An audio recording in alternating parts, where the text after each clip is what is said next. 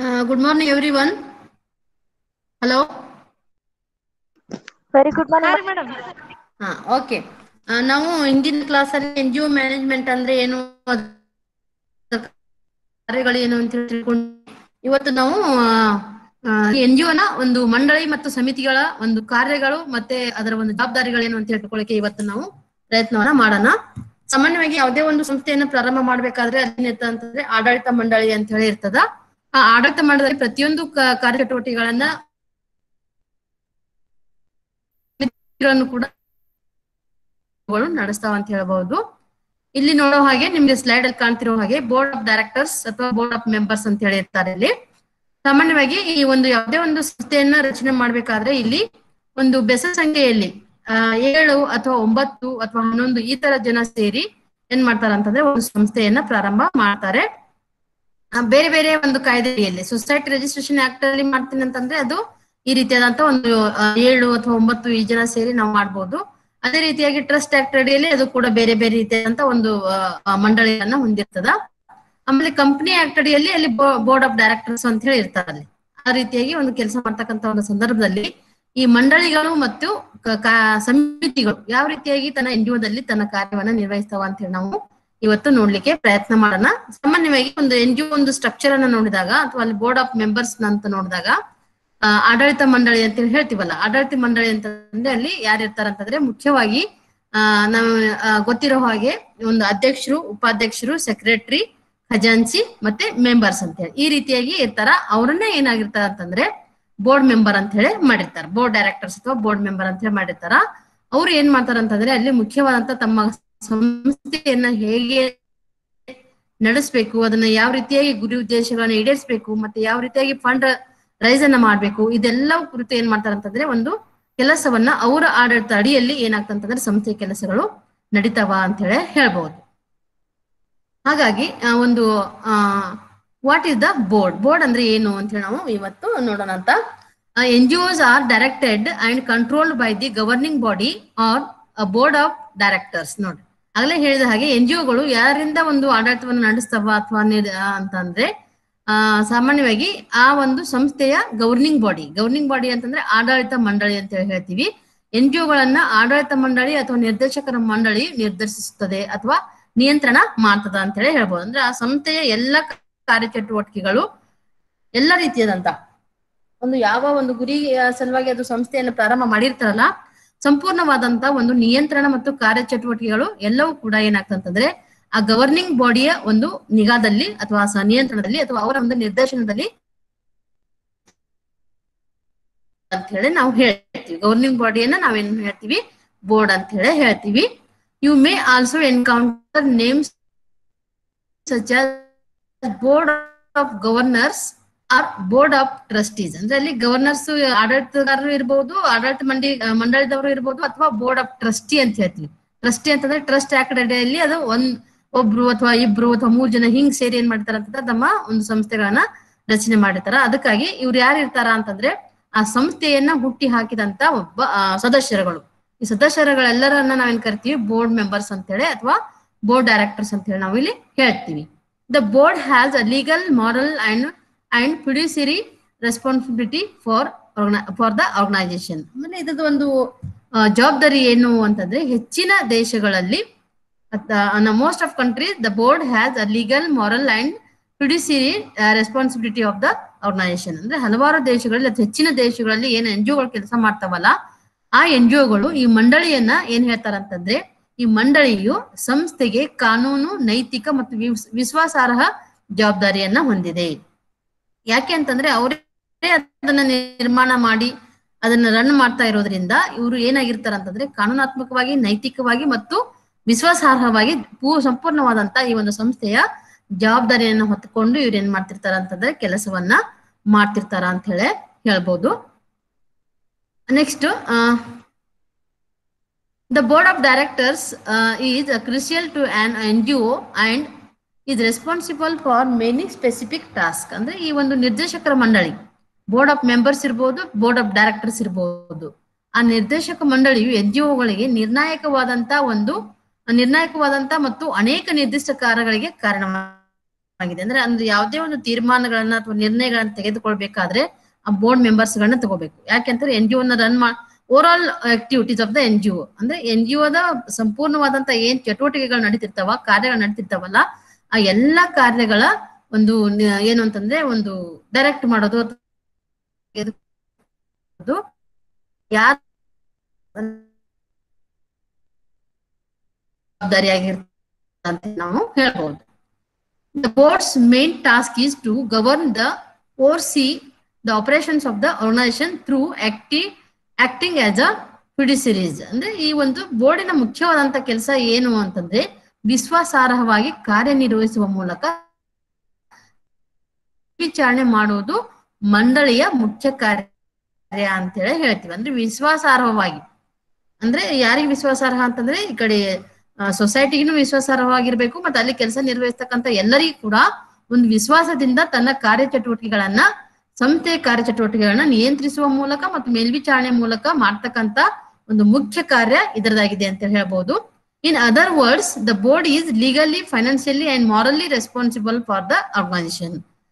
ಅಲ್ಲದೇನೆ ಈ ಒಂದು ಸಂಸ್ಥೆಗೆ ಬೇರೆ ಅರ್ಥದಲ್ಲಿ ಹೇಳೋದಾದ್ರೆ ಈ ಒಂದು ಬೋರ್ಡು ಅಥವಾ ಕಾನೂನುಬದ್ಧವಾಗಿ, ಆರ್ಥಿಕವಾಗಿ ಮತ್ತು ನೈತಿಕವಾಗಿ ಸಂಸ್ಥೆಗೆ ಕಾರಣವಾಗಿರ್ತದೆ. ಅಂದ್ರೆ ಓವರ್ ಆಲ್ ಆಗಿ ಲೀಗಲ್ ಆಗಿರ್ಬೋದು, ಫೈನಾನ್ಷಿಯಲಿ ಆಗಿರ್ಬೋದು ಅಥವಾ ಮಾರಲ್ ಆಗಿರ್ಬೋದು, ಇದ್ರ ಜವಾಬ್ದಾರಿ ಏನು ಅಂತಂದ್ರೆ ಓವರ್ ಆಲ್ ಆಗಿ ಒಂದು ಸಂಸ್ಥೆಗೆ ಕಾರಣೀಕರ್ತರಾಗಿ ತನ್ನ ಕಾರ್ಯವನ್ನ ನಿರ್ವಹಿಸ್ತದ ಅಂತ ಹೇಳಿ ಹೇಳ್ಬಹುದು.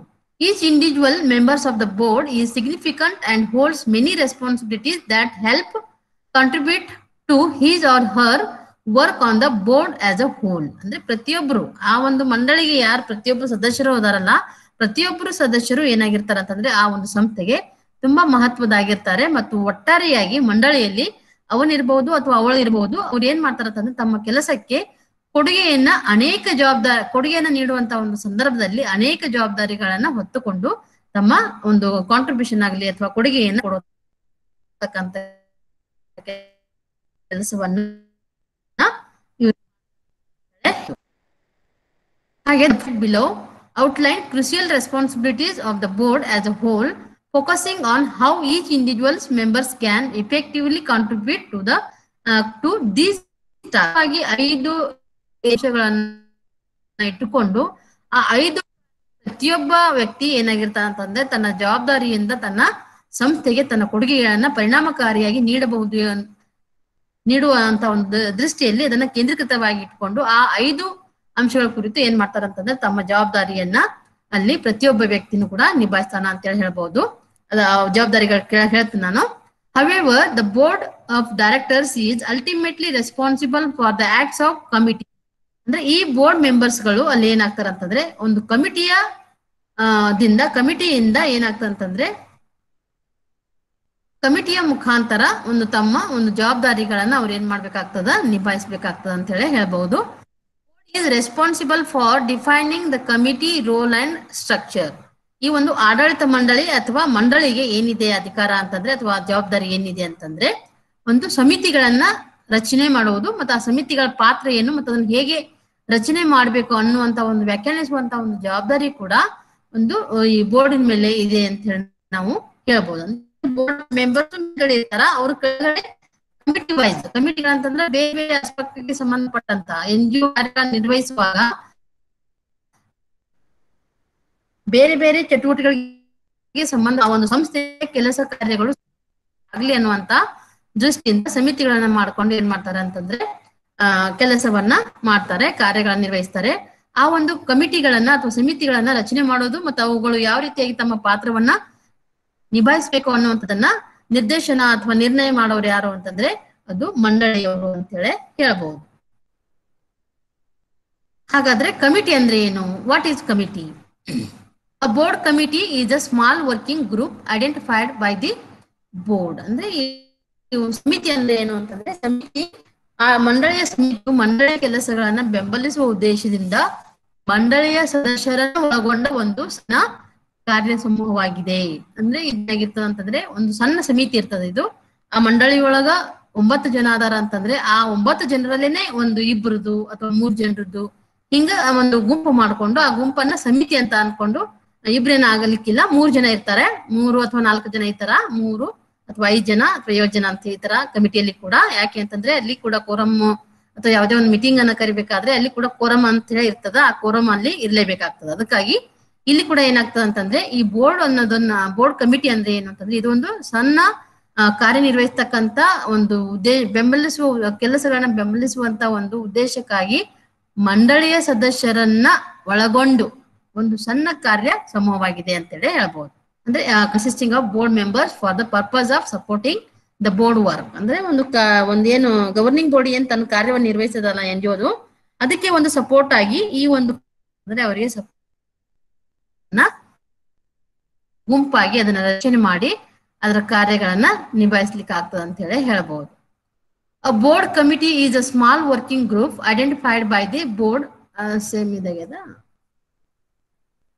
Board committees are generally formed to perform some expertise work. ಅಂದ್ರೆ ಈ ಒಂದು ಸಮಿತಿಗಳನ್ನ ಹೇಗೆ ಯಾಕೆ ಮಾಡ್ತಾರ ಅಂತಂದ್ರೆ ಅವರವರ ಪರಿಣಿತಿ ಕಾರ್ಯಗಳು. ಅಂದ್ರೆ ಅಂದ್ರೆ ಎಲ್ಲರೂ 7 ಜನ ಒಂದು ಸದಸ್ಯರು ಏನಿರ್ತಾರಲ್ಲ, ಗವರ್ನಿಂಗ್ ಬೋರ್ಡ್ ಸದಸ್ಯರು ಅಥವಾ ನಿರ್ದೇಶಕರು, ಆ 7 ಜನರಲ್ಲಿ ಏನಿರೋದಿಲ್ಲ ಅಂತಂದ್ರೆ ಎಲ್ಲಾ ರೀತಿಯಾದಂತಹ ಒಂದು ಪರಿಣಿತಿ ಇರೋದಿಲ್ಲ. 7 ಜನರಲ್ಲಿ ಕೂಡ ಒಂದೊಂದು ರೀತಿಯಾದಂತಹ ಪರಿಣಿತಿ, ಒಬ್ರು ಲೀಗಲ್ ಆಗಿ ಪರಿಣಿತಿ ಹೊಂದಿದ್ರೆ, ಇನ್ನೊಬ್ರು ಸೋಷಿಯಲ್ ವರ್ಕ್ ಅಲ್ಲಿ ಪರಿಣಿತಿ ಹೊಂದಿರ್ತಾರ, ಇನ್ನೊಬ್ರು ಶೈಕ್ಷಣಿಕವಾಗಿ ಪರಿಣಿತಿಯನ್ನು ಹೊಂದಿರ್ತಾರ. ಆ ಒಂದು ನಿಟ್ಟಿನಲ್ಲಿ ಆ ಸಂಸ್ಥೆ ಕೆಲಸ ಕಾರ್ಯಗಳನ್ನು ನಿಭಾಯಿಸುವಂತಹ ಒಂದು ಸಂದರ್ಭದಲ್ಲಿ ಆ ಕಮಿಟಿ ಏನ್ ಮಾಡ್ತಂತಂದ್ರೆ ಇದನ್ನ ಹೆಂಗೆ ಒಂದು ರಚನೆ ಮಾಡ್ತಾರಂತಂದ್ರೆ ಕೆಲವು ಪರಿಣಿತಿಯ ಕಾರ್ಯಗಳನ್ನು ನಿರ್ವಹಿಸಲು ಸಾಮಾನ್ಯವಾಗಿ ಸಮಿತಿಗಳನ್ನ ರಚನೆ ಮಾಡ್ಲಾಗ್ತದೆ. ನೋಡ್ರಿ, ಯಾವುದೇ ಒಂದು ಅದನ್ನ ಅದರಲ್ಲಿ ಸಮಿತಿಯಲ್ಲಿ ಹಾಕಿದ್ರೆ ಹಣಕಾಸಿನ ವ್ಯವಹಾರಗಳು ತುಂಬಾ ಚೆನ್ನಾಗಿ ಆಗ್ತಾವ ಅಂತ ಹೇಳ್ಬಹುದು. ಅದೇ ರೀತಿ ಕಾರ್ಯಕ್ರಮಗಳನ್ನ ಆರ್ಗನೈಸ್ ಮಾಡೋದು, ಕಾರ್ಯಕ್ರಮಗಳನ್ನ ಜನರಿಗೆ ಕೊಡೋದು ಅಂತಂದಾಗ ಅದ್ರ ಬಗ್ಗೆ ಯಾರಿಗೆ ಅಂತಂದ್ರೆ ಅದರಲ್ಲಿ ಯಾರಿಗೆ ನಾಲೆಜ್ ಇರ್ತದೋ ಅಂತ ಜನರನ್ನ ಅಥವಾ ಬೋರ್ಡ್ ಮೆಂಬರ್ ಅನ್ನ ಅದ್ರಲ್ಲಿ ಹಾಕಿ ಅವರ ಒಂದು ಪರಿಣಿತಿಯನ್ನು ಅಲ್ಲಿ ಯೂಸ್ ಮಾಡ್ಕೊಳ್ಳಿಕ್ಕೆ ಸಾಧ್ಯ ಆಗ್ತದೆ. ಅದಕ್ಕಾಗಿ ಕೆಲವು ಪರಿಣಿತಿ ಕಾರ್ಯಗಳನ್ನ ನಿರ್ವಹಿಸಲು ಸಾಮಾನ್ಯವಾಗಿ ಸಮಿತಿಗಳನ್ನ ರಚನೆ ಮಾಡಲಾಗ್ತದ ಅಂತ ಹೇಳಿ ಹೇಳ್ಬಹುದು. Members of the committee are expected to have expertise in the specific. ಈ ಒಂದು ಸಮಿತಿಯ ಸದಸ್ಯರು ಒಂದು ನಿಗದಿತ ಕ್ಷೇತ್ರದಲ್ಲಿ ಪರಿಣಿತಿಯನ್ನು ಹೊಂದುವ ನಿರೀಕ್ಷೆ ಇದೆ. ನಿಗದಿತ ಅಂದ್ರೆ ನಾನು ಯಾವ ಏರಿಯಾದಲ್ಲಿ ಯಾವ ಕ್ಷೇತ್ರದಲ್ಲಿ ನಾವು ಕೆಲಸ ಮಾಡ್ತಾ ಇದ್ದೀವಿ ಆ ಕ್ಷೇತ್ರದ ಪರಿಣಿತಿಯನ್ನ ಹೊಂದಿದಂತ ವ್ಯಕ್ತಿಗಳು, ಸದಸ್ಯರು ಯಾರಿರ್ತಾರಲ್ಲ, ಬೋರ್ಡ್ ಮೆಂಬರ್ಸ್ ಇರ್ತಾರಲ್ಲ ಸಂಸ್ಥೆದು, ಅವರನ್ನ ಅದಕ್ಕೆ ಹಾಕಿದ್ರೆ ಏನಾಗ್ತಂತಂದ್ರೆ ಇನ್ನೂ ಕೂಡ ಏನಾಗ್ತಂತಂದ್ರೆ ಸಂಸ್ಥೆ ಕಾರ್ಯಚಟುವಟಿಕೆಗಳು ಇನ್ನೂ ಕೂಡ ಸರಳ ರೀತಿಯಲ್ಲಿ ಆಗ್ಲಿಕ್ಕೆ ಸಾಧ್ಯ ಆಗ್ತದೆ ಅಂತೇಳಿ ಹೇಳ್ಬಹುದು. Then need for the committee. ಈಗ ಸಮಿತಿಯ ಅವಶ್ಯಕತೆ ಏನಿದೆ ಅಂತಂದ್ರೆ a board can set up committees with particular terms of reference when it needs assistance ಅಂದ್ರೆ or when an issues require more resources and attention. ಅಂದ್ರೆ ಈ ಸಮಿತಿಗಳನ್ನ ಯಾವಾಗ ರಚನೆ ಮಾಡ್ತಾರೆ ಬೋರ್ಡ್ ಮೆಂಬರ್ದವರು ಅಂತಂದ್ರೆ ಸಾಮಾನ್ಯವಾಗಿ ಮಂಡಳಿಯು ಸಹಾಯದ ಅಗತ್ಯವಿದ್ದಾಗ, ಅಂದ್ರೆ ಅವ್ರಿಗೆ ಇನ್ನೂ ಹೆಚ್ಚಿನ ಒಂದು ಸಹಾಯ ಬೇಕು ಅಂತಂದಾಗ, ಬಹಳ ಒಂದು ದೊಡ್ಡದಾಗಿ ಏನೋ ಕಾರ್ಯ ಚಟುವಟಿಕೆಗಳಿಗಿಲ್ಲ, ಅಷ್ಟು ತುಂಬಾ ಜಾಸ್ತಿ ಅದಾವ ಪ್ರಾಜೆಕ್ಟ್ಗಳು ಅಂತಂದಾಗ ಏನಾಗ್ತಂತಂದ್ರೆ ಅಲ್ಲಿ ಎಲ್ಲಾ ಕಾರ್ಯಗಳನ್ನ ಈ ಒಂದು ಗವರ್ನಿಂಗ್ ಬೋರ್ಡ್ ಅವರೇ ನೋಡ್ಕೊಳ್ಳಿಕ್ಕೆ ಆಗೋದಿಲ್ಲ. ಅಂತ ಸಂದರ್ಭದಲ್ಲಿ ಅವ್ರು ಏನ್ ಮಾಡ್ತಾರಂತಂದ್ರೆ ಆ ಬೋರ್ಡ್ಗೆ ಒಂದು ಇದು ಹೆಲ್ಪ್ ಆಗ್ಲಿ ಅನ್ನುವಂತ ಒಂದು ದೃಷ್ಟಿಕೋನದಿಂದ ಸಹಾಯ ಅಗತ್ಯವಿದ್ದಾಗ ಅವ್ರು ಏನ್ ಮಾಡ್ತಾರಂತಂದ್ರೆ ತಮ್ಮ ಒಂದು ರೆಫರೆನ್ಸ್ಗಾಗಿ ಅಥವಾ ತಮ್ಮ ಒಂದು ಉಲ್ಲೇಖಕ್ಕಾಗಿ ಏನ್ ಮಾಡ್ತಾರಂತಂದ್ರೆ ಒಂದು ಸಮಿತಿಗಳನ್ನ ರಚನೆ ಮಾಡೋ ಮೂಲಕ ಅವುಗಳ ಒಂದು ಸಹಾಯವನ್ನ ಪಡ್ಕೊಂಡು ಇನ್ನು ಹೆಚ್ಚಿನ ರೀತಿಯಲ್ಲಿ ಕೆಲಸವನ್ನ ಮಾಡ್ತಾರಂತ ಹೇಳಿ ಹೇಳ್ಬಹುದು. ನೋಡ್ರಿ, ಯಾವಾಗಂತ for example new project or sub committee ಅಂತ ಯಾವುದೇ ಒಂದು ಹೊಸ ಪ್ರಾಜೆಕ್ಟ್ಗಳು ಬಂದಾಗ ಆಲ್ರೆಡಿ ಕೆಲಸ ನಡೀತಿರ್ತದ, ಆದ್ರೆ ಮತ್ತೆ ಹೊಸ ಪ್ರಾಜೆಕ್ಟ್ಗಳು ಬಂದಾಗ ಇಲ್ಲಿಯ ಮೆಂಬರ್ಸ್ಗಳು ಅದರ ಒಂದು ಸಮಿತಿಯ ಸದಸ್ಯರುಗಳಾಗಿ ನೇಮಕ ಮಾಡಿ ಅವರ ಮೂಲಕ ಆ ಒಂದು ಪ್ರಾಜೆಕ್ಟ್ಗಳನ್ನ ರನ್ ಮಾಡುವಂತ ಕೆಲಸಕ್ಕಾಗಿ ಸಮಿತಿಗಳನ್ನ ರಚನೆ ಮಾಡ್ತಾರ ಅಂತ ಹೇಳಿ ಹೇಳ್ಬಹುದು. ದೆನ್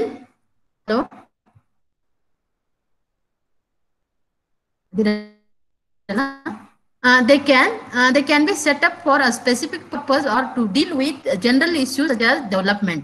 ಅಲ್ಲದೆ ಕೂಡ ಈ ಒಂದು ಸಮಿತಿಗಳನ್ನ ಯಾಕೆ ರಚನೆ ಮಾಡ್ತಾ ಅಂತಂದ್ರೆ ಒಂದು ನಿರ್ದಿಷ್ಟ ಉದ್ದೇಶಕ್ಕಾಗಿ ಅಥವಾ ಅಭಿವೃದ್ಧಿಯಂತಹ ಸಾಮಾನ್ಯ ಸಮಸ್ಯೆಗಳು ಎದುರಿಸಲು ಅವಳನ್ನ ಹೊಂದಿಸುವ ಸಲುವಾಗಿ. ಅಂದ್ರೆ ಯಾವ್ದಾದ್ರು ಇಶ್ಯೂಸ್ಗಳು ಅಭಿವೃದ್ಧಿಗೆ ಸಂಬಂಧಪಟ್ಟಂತ ಏನಾದ್ರು ಸಮಸ್ಯೆಗಳು ಬಂದಾಗ ಅಥವಾ ವಿಶೇಷವಾದಂತ ಒಂದು ನಿರ್ದಿಷ್ಟವಾದಂತ ಉದ್ದೇಶವನ್ನ ಏನಾದ್ರು ಮಾಡ್ತಿರುವಾಗ ಸಂಸ್ಥೆ ಮೂಲಕ ಅವಾಗ ಏನ್ ಮಾಡ್ತಾರ ಅಂತಂದ್ರೆ ಒಂದು ಸಮಿತಿಗಳನ್ನ ರಚನೆ ಮಾಡಿ ಆ ಸಮಿತಿಗಳ ಮುಖಾಂತರ ಆ ಕಾರ್ಯಚಟುವಟಿಕೆಗಳನ್ನ ನಿರ್ವಹಿಸ್ತಾರೆ ಅಂತ ಹೇಳ್ಬಹುದು.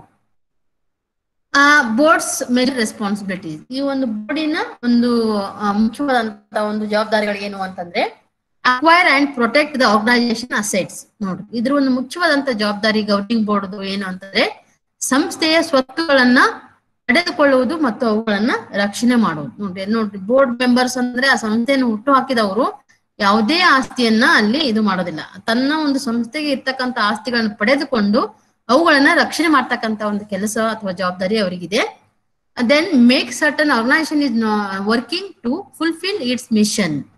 ಅಲ್ಲದೆ ಸಂಸ್ಥೆ ತನ್ನ ಧ್ಯೇಯವನ್ನ ಪೂರೈಸಲು ಕಾರ್ಯನಿರ್ವಹಿಸುತ್ತಿದೆ ಎನ್ನುವುದನ್ನ ಖಚಿತಪಡಿಸಿಕೊಳ್ಳುವಂತ ಒಂದು ಜವಾಬ್ದಾರಿ ಕೂಡ ಆ ಒಂದು ಬೋರ್ಡ್ ಇದೆ ಅಂತ ಹೇಳಿ ಹೇಳ್ಬಹುದು. At there best board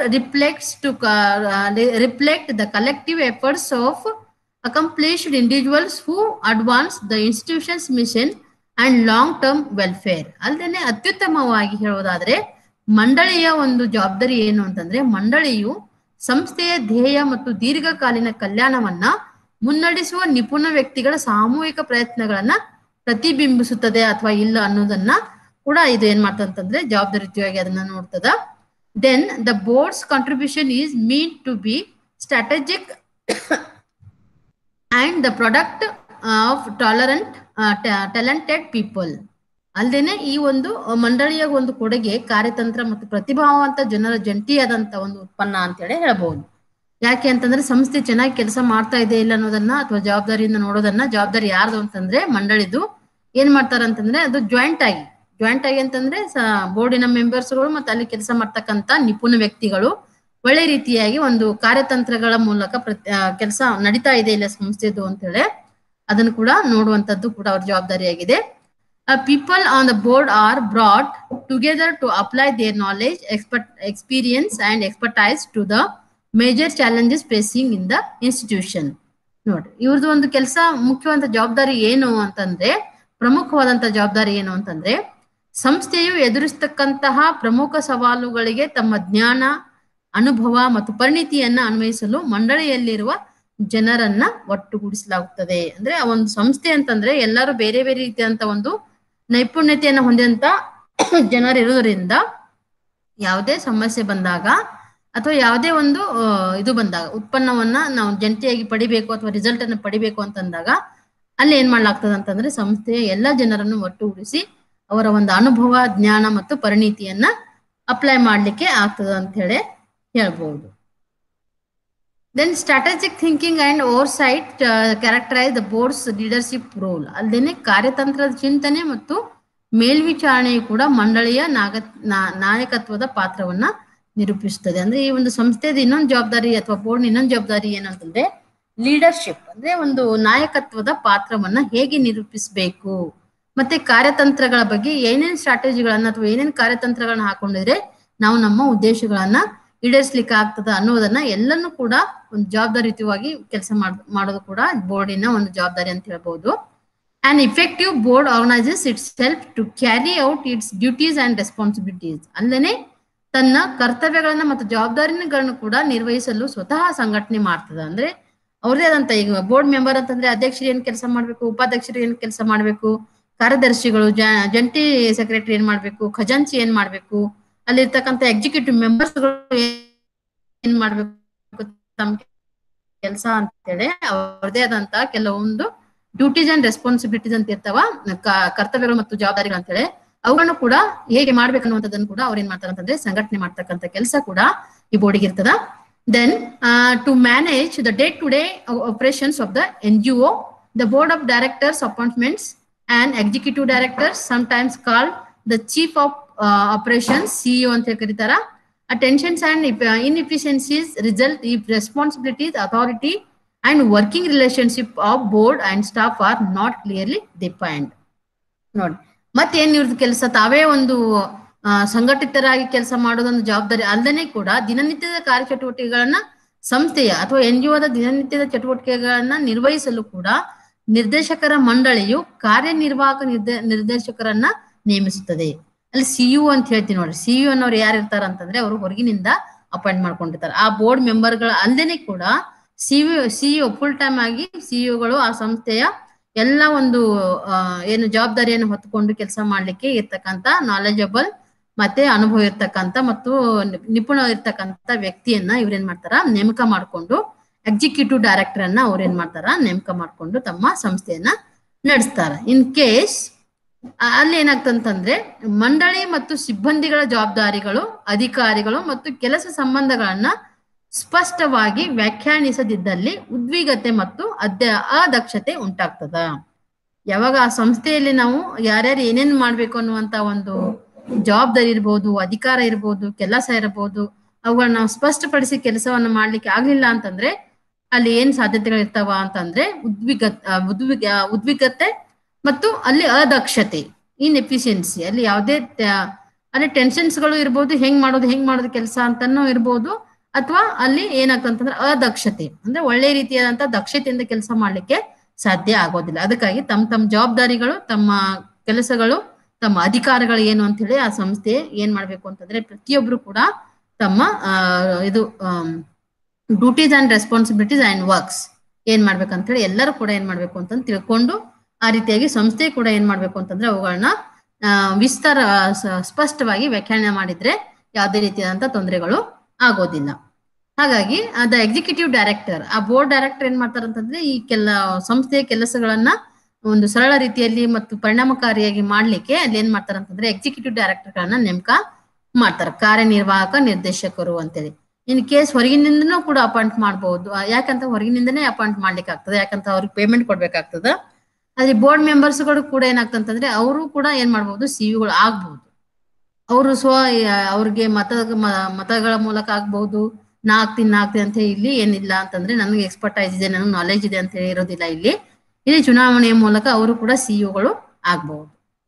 the executive directors as you imagine has many duties. ಅಂದ್ರೆ ಎಕ್ಸಿಕ್ಯೂಟಿವ್ ಡೈರೆಕ್ಟರ್ಗೆ ತುಂಬಾ ಏನಿರ್ತಾವ ಅಂತಂದ್ರೆ ಜವಾಬ್ದಾರಿಗಳು ಅಥವಾ ಕರ್ತವ್ಯಗಳು ಬಹಳ ಇರ್ತಾವ.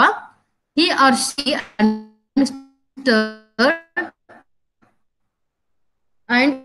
manage all the day-to-day operations of the organization including. ಅಂದ್ರೆ ಅವರ ಜವಾಬ್ದಾರಿ ಏನಿರ್ತಾರೆ ಅಂದ್ರೆ ಎಕ್ಸಿಕ್ಯೂಟಿವ್ ಡೈರೆಕ್ಟರ್ದು ಆ ಒಂದು ಸಂಸ್ಥೆ ದಿನನಿತ್ಯದ ಕಾರ್ಯಚಟುವಟಿಕೆಗಳನ್ನ ನಿರ್ವಹಿಸಲಿಕ್ಕೆ ಅಥವಾ ಅವುಗಳ ಮ್ಯಾನೇಜ್ ಮಾಡ್ಲಿಕ್ಕೆ ಅವ್ರಿಗೆ ಏನಾಗ್ತದೆ ಅಂತಂದ್ರೆ ತುಂಬಾ ಜವಾಬ್ದಾರಿ ಅಲ್ಲಿ ಇರ್ತದೆ ಅಂತ ಹೇಳಿ ಹೇಳ್ಬಹುದು. ಅವು ಏನೇನು ಒಳಗೊಂಡಿವೆ ದಿನನಿತ್ಯದ ಕಾರ್ಯಗಳು ಅಂತಂದ್ರೆ ಹೈರಿಂಗ್ ಅಂಡ್ ಸೂಪರ್ವೈಸಿಂಗ್ ಸ್ಟಾಫ್. ಏನೇನು ಸೇರ್ತದ ಅಲ್ಲಿ ಅಂತಂದ್ರೆ ಸಿಬ್ಬಂದಿಯನ್ನ ನೇಮಿಸುವುದು ಮತ್ತು ಮೇಲ್ವಿಚಾರಣೆ ಮಾಡುವುದು. ಅಂದ್ರೆ ಆ ಒಂದು ಸಂಸ್ಥೆಯನ್ನ ನಡೆಸಲಿಕ್ಕೆ ಅಥವಾ ರನ್ ಮಾಡ್ಲಿಕ್ಕೆ ಅಲ್ಲಿ ಏನ್ ಬೇಕಾಗ್ತಾರ ಅಂತಂದ್ರೆ ಅಲ್ಲಿ ಸ್ಟಾಫ್ ಬೇಕಾಗ್ತದೆ. ಬರೀ 7 ಜನರಿಂದ ಕೆಲಸಗಳಾಗೋದಿಲ್ಲ. ಪ್ರತಿಯೊಂದು ಕಾರ್ಯಚಟುವಟಿಕೆಗಳು ಸಂಸ್ಥೆಯಿಂದ ನಡೆಯುವಾಗ ಅಲ್ಲಿ ಏನ್ ಬೇಕಾಗ್ತದ, ಸಿಬ್ಬಂದಿ ಅವಶ್ಯಕತೆ ಇರ್ತದೆ. ಆ ಸಿಬ್ಬಂದಿಯನ್ನ ನೇಮಕ ಮಾಡೋದು ಮತ್ತು ಅವರನ್ನ ಮೇಲ್ವಿಚಾರಣೆ ಮಾಡುವಂತದ್ದನ್ನು ಕೂಡ ಎಕ್ಸಿಕ್ಯೂಟಿವ್ ಡೈರೆಕ್ಟರ್ ಅದನ್ನ ನೋಡ್ಕೊಳ್ಬೇಕು. Then monitoring programmes and finance, ಅಲ್ಲದೇನೆ ಕಾರ್ಯಕ್ರಮಗಳನ್ನ ಮತ್ತು ಹಣಕಾಸನ್ನ, ಸಂಸ್ಥೆಯ ಹಣಕಾಸನ್ನ ಮತ್ತು ಕಾರ್ಯಕ್ರಮಗಳನ್ನ ಕೂಡ ಅವರು ಮೇಲ್ವಿಚಾರಣೆ ಮಾಡಬೇಕು. Then providing ongoing leadership, ಅಲ್ಲದೇನೆ ನಡೆಯುತ್ತಿರುವ ನಾಯಕತ್ವವನ್ನು ಮುದುಗಿಸುವುದು. ಅಂದ್ರೆ ಈಗಾಗಲೇ ಒಂದು ಕಾರ್ಯಕ್ರಮ ಏನ್ ನಡೀತಿರ್ತಾವಲ್ಲ ಸಂಸ್ಥೆಯಲ್ಲಿ, ಆ ಪ್ರತಿಯೊಂದು ಕಾರ್ಯಕ್ರಮದ ಒಂದು ನಾಯಕತ್ವ, ಆ ನಾಯಕತ್ವವನ್ನು ಒದಗಿಸಿಕೊಳ್ಳುವಂತ ಕೆಲಸ ಕೂಡ ಯಾವುದೇ ಒಂದು ಹೊಸ ಪ್ರಾಜೆಕ್ಟ್ ಬಂದಾಗ ಅದನ್ನ ಒಬ್ಬರಿಗೆ ನಾಯಕತ್ವ ಕೊಟ್ಟು ಅದನ್ನ ನಡೆಸುವಂತ ಒಂದು ಇದನ್ನ ನಾಯಕತ್ವವನ್ನು ಒದಗಿಸುವಂತ ಕೆಲಸ ಕೂಡ ಇವ್ರು ಮಾಡ್ಬೇಕಾಗ್ತದೆ executive director. Then advising and reporting to the board on the NGOs operations. ಅಂದ್ರೆ ಇವ್ರು ಮುಖ್ಯವಾಗಿ ನೇಮಕ ಮಾಡಿದಂತ ಒಂದು ಎಕ್ಸಿಕ್ಯೂಟಿವ್ ಡೈರೆಕ್ಟರ್ ಇವ್ರು ಏನ್ ಮಾಡ್ಬೇಕಾಗ್ತಂತಂದ್ರೆ ಅಲ್ಲಿಯ ಎಲ್ಲ ಏನಿರ್ಬೋದು ಕಾರ್ಯಾಚರಣೆಗಳ ಬಗ್ಗೆ ಇರ್ತಕ್ಕಂತ ಒಂದು ಸಲಹೆ ಇರ್ಬೋದು ಅಥವಾ ವರದಿ ಇರ್ಬೋದು, ಅವುಗಳನ್ನ ಮಂಡಳಿಗೆ ನೀಡುವಂತದ್ದು ಕೂಡ ಕೆಲಸ ಅವರು ಮಾಡ್ತಾರ ಅಂತ ಹೇಳಿ ಹೇಳ್ಬೋದು. Then speaking on behalf of the organization as a delegated by the chairperson or president of the board. ಅಲ್ಲದೇನೆ ಮಂಡಳಿಯ ಅಧ್ಯಕ್ಷರು ಅಥವಾ ಅಧ್ಯಕ್ಷರು ನಿಯೋಜಿಸಿದಂತೆ ಸಂಸ್ಥೆಯ ಪರವಾಗಿ, ಅಂದ್ರೆ ಅಲ್ಲಿ ಒಂದು ಅಧ್ಯಕ್ಷರು ಇರ್ಬೋದು ಅಥವಾ ಚೇರ್ಪರ್ಸನ್ ಇರ್ಬೋದು, ಅಧ್ಯಕ್ಷರು ಚೇರ್ಪರ್ಸನ್ ಇಬ್ರು ಒಂದೇ ಆಗ್ತಾರ. ಏನ್ ಬೋರ್ಡ್ ನಿಂದ ನೇಮಕ ಮಾಡಿರ್ತದಲ್ಲ ಅವರನ್ನ ಏನ್ ಮಾಡ್ಬೇಕಾಗ್ತಂತಂದ್ರೆ ಅವರ ಪರವಾಗಿ ಮಾತಾಡೋದು, ಅಧ್ಯಕ್ಷರ ಪರವಾಗಿ ಸಂಸ್ಥೆ ಕುರಿತು ಮಾತಾಡುವಂತ ಒಂದು ಜವಾಬ್ದಾರಿಯನ್ನು ಕೂಡ ಎಕ್ಸಿಕ್ಯೂಟಿವ್ ಡೈರೆಕ್ಟರ್ ಮಾಡ್ಬೇಕಾಗ್ತದ. ನೆಕ್ಸ್ಟ್ ಆಗಲೇ ಹೇಳಿದ ಹಾಗೆ 5 ಮುಖ್ಯವಾದಂತ ಒಂದು ಅಂಶದಲ್ಲಿ ಈ ಒಂದು ಬೋರ್ಡ್ ಮತ್ತು ಕಮಿಟಿಗಳು ತಮ್ಮ ಕಾರ್ಯವನ್ನು ನಿರ್ವಹಿಸ್ತಾವ, ಬೋರ್ಡ್ ಕೆಲಸ ಮಾಡ್ತಂತ ಹೇಳಿದ್ವಿ. ಅದರಲ್ಲಿ ಒಂದೇದು ಯಾವುದು ಅಂತಂದ್ರೆ ಮಿಷನ್ ಅಂಡ್ ಪರ್ಪಸ್, ಗುರಿ ಮತ್ತು ಉದ್ದೇಶಕ್ಕಾಗಿ ತನ್ನ ಜವಾಬ್ದಾರಿಯನ್ನ ಬೋರ್ಡ್ ಮೆಂಬರ್ಸ್ಗಳು ಅಥವಾ ಬೋರ್ಡ್ ಆಫ್ ಡೈರೆಕ್ಟರ್ಸ್ ಮಾಡ್ತಾರೆ. A board of directors as a whole is responsible for creating and defining the mission of organization. This is usually done so in the form of mission statement. The mission statement must include ಅಂದ್ರೆ ಯಾವುದೇ ಒಂದು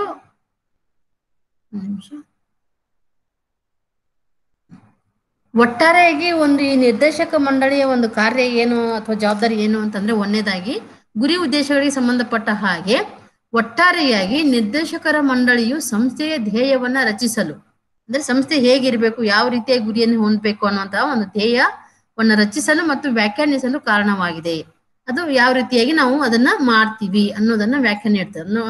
ಉದಾಹರಣೆಗಾಗಿ ಹೇಳ್ಬೇಕಂತಂದ್ರೆ ಮಹಿಳಾ ಸಬಲೀಕರಣ ಉನ್ನತ ಶಿಕ್ಷಣದ ಮೂಲಕ ಅಂತೇಳಿ ನಮ್ಮ ಧ್ಯೇಯ ಇದೆ. ಆ ಧ್ಯೇಯವನ್ನು ಮುಟ್ಲಿಕ್ಕೆ ನಾವೇನ್ ಮಾಡ್ತೀವಿ, ಹಲವಾರು ಡಿಪಾರ್ಟ್ಮೆಂಟ್ಗಳನ್ನ ರಚನೆ ಮಾಡಿ ಆ ಒಂದು ಪ್ರತಿಯೊಂದು ಡಿಪಾರ್ಟ್ಮೆಂಟ್ ತನ್ನದೇ ಆದಂತ ಒಂದು ಏನಿರ್ತಂತಂದ್ರೆ ಗುರಿ ಉದ್ದೇಶಗಳು ಇರ್ತಾವ. ಆ ಗುರಿ ಉದ್ದೇಶಗಳ ಮುಖಾಂತರ ಏನ್ ಮಾಡ್ತಂತ ಮುಖ್ಯವಾದಂತ ಉದ್ದೇಶವನ್ನ ಈಡೇರಿಸಲಿಕ್ಕೆ ಸಾಧ್ಯ ಆಗ್ತದೆ. ಅದಕ್ಕಾಗಿ ಸಂಸ್ಥೆಯ ನಿರ್ದೇಶಕ ಮಂಡಳಿ ಏನ್ ಮಾಡ್ತಂತಂದ್ರೆ ಸಂಸ್ಥೆಯ ಧ್ಯೇಯವನ್ನ ರಚಿಸೋದು ಮತ್ತೆ ಅವುಗಳನ್ನ ವ್ಯಾಖ್ಯಾನಿಸುವಂತ ಒಂದು ಕಾರ್ಯವನ್ನ ಮಾಡ್ತದೆ. ಇದನ್ನು ಸಾಮಾನ್ಯವಾಗಿ ಮಿಷನ್ ಸ್ಟೇಟ್ಮೆಂಟ್ ರೂಪದಲ್ಲಿ ಮಾಡ್ಲಾಗ್ತದೆ. ಮಿಷನ್ ಸ್ಟೇಟ್ಮೆಂಟ್ ಅಂತಂದ್ರೆ ಏನು ನೋಡ್ರಿ, ಸ್ಟೇಟ್ಮೆಂಟ್ ಇರ್ತದ ಒಂದು ಏನು ಉನ್ನತ ಶಿಕ್ಷಣ ಮೂಲಕ ಮಹಿಳೆಯರ ಸಬಲೀಕರಣ ಅನ್ನೋದೊಂದು ಧ್ಯೇಯ. ಅದನ್ನ ನೀವು ಹೆಂಗ್ ಮಾಡ್ತೀರಿ ಅಂತಂದ್ರೆ ಅದಕ್ಕೆ ಮತ್ತೆ ಬೇರೆ ಬೇರೆ ಆಬ್ಜೆಕ್ಟಿವ್ ಹಾಕೋತೀರಿ. ಅವರಿಗೆ ಶಿಕ್ಷಣ ನೀಡುವ ಮೂಲಕ, ಅವರಿಗೆ ವೃತ್ತಿಪರ ತರಬೇತಿ ನೀಡುವ ಮೂಲಕ, ಅವರಿಗೆ ರಿಸರ್ಚ್ ಮಾಡುವ ಮೂಲಕ ಹಿಂಗೆಲ್ಲ ಮತ್ತೆ ಏನ್ ಹಾಕೋತೀರಿ, ನಾವು ಅವ್ರಿಗೆ ಉದ್ದೇಶಗಳನ್ನ ಹಾಕೋತೀರಿ.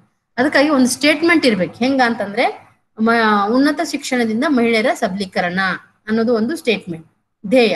ಆ ಧ್ಯೇಯವನ್ನ ಏನೇನು ಒಳಗೊಂಡಿರ್ಬೇಕು ಅಂತಂದ್ರೆ NGOದ ಉದ್ದೇಶ. ಅಂದ್ರೆ ಉದ್ದೇಶ ಅಂತಂದ್ರೆ ಆ ಧ್ಯೇಯವನ್ನ ಮುಟ್ಲಿಕ್ಕೆ ಆ ಒಂದು ಸಂಸ್ಥೆ ಯಾವ ಉದ್ದೇಶಕ್ಕಾಗಿ ರಚನೆ ಆಯಿತು. ಮತ್ತೆ ಎರಡನೇದಾಗಿ ಏನು ಅಂತಂದ್ರೆ the purpose of NGO and the core values of NGO. ಅಂದ್ರೆ NGOದ ಒಂದು ಪ್ರಮುಖ ಮೌಲ್ಯಗಳು ಏನೇನಿದೆ ಆ ಮೌಲ್ಯಗಳನ್ನ ಮತ್ತು NGO ಉದ್ದೇಶಗಳನ್ನ ಆಧಾರವಾಗಿಟ್ಟುಕೊಂಡು ಒಂದೇನಿರ್ಬೇಕು ಅಂತಂದ್ರೆ ಮಿಷನ್ ಸ್ಟೇಟ್ಮೆಂಟ್ ನಾವು ಇಟ್ಟುಕೊಂಡು NGOದವ್ರು ಇಟ್ಟುಕೊಂಡು ಏನ್ ಮಾಡ್ಬೇಕು ಅಂತಂದ್ರೆ ತನ್ನ ಕಾರ್ಯವನ್ನ ಅಥವಾ ಜವಾಬ್ದಾರಿಯನ್ನ ಬೋರ್ಡ್ ಮೆಂಬರ್ಸ್ ಅಲ್ಲಿ ನಿಭಾಯಿಸಬೇಕು. What the NGO seeks accomplish, the mission statement is not a set stone. ಅಂದ್ರೆ ಯಾವುದೇ ಒಂದು ಏನು ಸಾಧಿಸಲು ಪ್ರಯತ್ನಿಸುತ್ತದೆ ಅಂತ ಅನ್ನುವಂತ ಏನ್ ಸಾಧಿಸಬೇಕು ಅನ್ನುವಂಥದ್ದು ಒಂದು ಪ್ರಶ್ನೆ ಆಗಿರಬಾರ್ದು. ಅದೇನೇ ಆಗಿರ್ಬೇಕು ಅಂತಂದ್ರೆ ನಾವು ಏನ್ ಮಾಡ್ಬೇಕು, ಮಿಷನ್ ಹೇಳಿಕೆ ಕಲ್ಲಿನಲ್ಲಿ ಹೊಂದಿಸಿಲ್ಲ ಅಂತ ಅರ್ಥ. ಅಂದ್ರೆ ನಾವು ಅದನ್ನ ಏನ್ ಮಾಡೋದು, ಸಂಸ್ಥೆ ಮಾಡಿದ್ವಿ ಏನ್ ಮಾಡೋದು ಅಂತಂದಾಗ ಅಲ್ಲಿ ನಮ್ಗೆ ಏನಿಲ್ಲ ಅಂತಂದ್ರೆ ಒಂದು ಸ್ಪಷ್ಟವಾದಂತ ಒಂದು ಧ್ಯೇಯ ಇಲ್ಲ. ಅದಕ್ಕಾಗಿ ಅವಾಗ ಏನಾಗ್ತದೆ ಅಂತಂದ್ರೆ ನಾವ್ ಏನ್ ಮಾಡ್ಬೇಕು ಅನ್ನೋದು ನಮಗೆ ಗೊತ್ತಾಗೋದಿಲ್ಲ. ಅದಕ್ಕಾಗಿ ಏನ್ ಹೇಳ್ಬೇಕು ಅಂತಂದ್ರೆ the board of directors is responsible for reviewing it regularly in order to assess whether any revisions are necessary. ಅಂತ ಸಂದರ್ಭ ಬಂದಾಗ ಅಥವಾ ಏನಾದ್ರೂ ಅದರಲ್ಲಿ ರಿವಿಷನ್ ಮಾಡ್ಬೇಕಾದಂತ ಸಂದರ್ಭ ಬಂದಾಗ, ಪರಿಷ್ಕರಣೆ ಮಾಡ್ಬೇಕಾದಂತ ಸಂದರ್ಭ ಬಂದಾಗ ಏನ್ ಮಾಡ್ಬೇಕಾಗ್ತಂತಂದ್ರೆ ಈ ಬೋರ್ಡ್ ಮೆಂಬರ್ಸ್ ಗಳ ಒಂದು ಅವಶ್ಯಕತೆ ಇದ್ದಾಗ ಅದನ್ನ ಬದಲಾವಣೆಯನ್ನ ಮಾಡುವಂತ ಕೆಲಸ ಕೂಡ ಈ ಒಂದು ಬೋರ್ಡ್ ಮೆಂಬರ್ಸ್ ಈ ಒಂದು ನಿಟ್ಟಿನಲ್ಲಿ ಮಿಷನ್ ಸ್ಟೇಟ್ಮೆಂಟ್ ಅಲ್ಲಿ ಅವರು ತಮ್ಮ ಜವಾಬ್ದಾರಿಯನ್ನ ನಿಭಾಯಿಸ್ತಾರೆ. ಹಾಗೆ one way in accessing weather this is necessary to look at the programs, activities and fundraisers of the NGO to make sure the organization has not drifted from its purpose. ಅದಕ್ಕಾಗಿ ಏನಾಗ್ತದೆ ಅಂತಂದ್ರೆ ಈ ಒಂದು ಇದು ಅಗತ್ಯವಿದೆಯೋ ಎಂದು ನಿರ್ಣಯಿಸುವಲ್ಲಿ ಒಂದು ಮಾರ್ಗವೆಂದರೆ ಅಂದ್ರೆ ನಾವು ಸ್ಟೇಟ್ಮೆಂಟ್ ಬೇಕೋ ಬೇಡ ಅನ್ನುವಂತ ಒಂದು ನಿರ್ಣಯ ಮಾಡೋದ್ರಲ್ಲಿ ಅಥವಾ ಅದರ ಅಗತ್ಯ ಇದೆ ಇಲ್ಲ ಅಂತ ನೋಡುವಂತ ಒಂದು ಮಾರ್ಗವೆಂದರೆ NGOದ ಕಾರ್ಯಕ್ರಮಗಳು, ಚಟುವಟಿಕೆಗಳು ಅಥವಾ ನಿಧಿ ಸಂಗ್ರಹವನ್ನ ನೋಡುವುದು ಸಂಸ್ಥೆ ತನ್ನ ಉದ್ದೇಶದಿಂದ ದೂರ ಸರಿಯಿಲ್ಲ ಎಂದು ಖಚಿತಪಡಿಸಿಕೊಳ್ಳುವುದು. ಯಾಕೆ ಅಂತಂದ್ರೆ ಅಲ್ಲಿ ಯಾವುದೇ ರೀತಿಯಾದಂತಹ ಒಂದು ನಿರ್ದಿಷ್ಟವಾದಂತ ಗುರಿ ಉದ್ದೇಶ ಇದ್ರೆ ಮಾತ್ರ ಅಥವಾ ಸ್ಟೇಟ್ಮೆಂಟ್ ಇದ್ರೆ ಮಾತ್ರ ಏನಾಗ್ತದೆ ಅಂತಂದ್ರೆ ಅಲ್ಲಿ ಯಾವುದೇ ಕಾರ್ಯಕ್ರಮ ಸಂಸ್ಥೆ. ಅದಕ್ಕಾಗಿ ಇದೇನ್ ಮಾಡ್ಬೇಕಾಗ್ತಂತಂದ್ರೆ ಒಂದು ಸ್ಟೇಟ್ಮೆಂಟ್ ಅನ್ನ ಇಟ್ಟುಕೊಂಡು ತನ್ನ ಸಂಸ್ಥೆಯನ್ನ ಮುಂದೆ ನಡೆಸಲಿಕ್ಕೆ ಏನ್ ಮಾಡ್ಬೇಕು, ಆಡಳಿತ ಮಂಡಳಿ ತನ್ನ ಕಾರ್ಯವನ್ನ ನಿರ್ವಹಿಸಬೇಕಾಗ್ತದ.